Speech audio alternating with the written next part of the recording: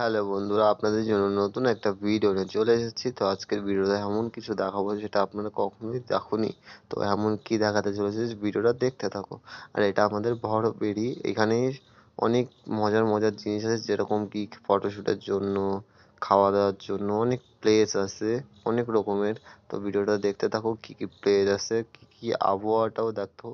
আর দেখার আবহাওয়াটা এত সুন্দর, যে এত সুন্দর কি বলবো আপনাদেরকে। তো এর জন্য ছোট ভাইকে একটু সাপোর্ট করুন, আর লাইক কমেন্ট শেয়ার করুন, এটাই আপনাদের কাছে। আর ছোট ভাইকে একটু সাবস্ক্রাইব করুন। আর এটা আমাদের হোয়াইট হাউস, এখানে আমরা রাত্রে আড্ডা দিই। ঠিক আছে, সারা রাত ধরে এখানেই থাকি।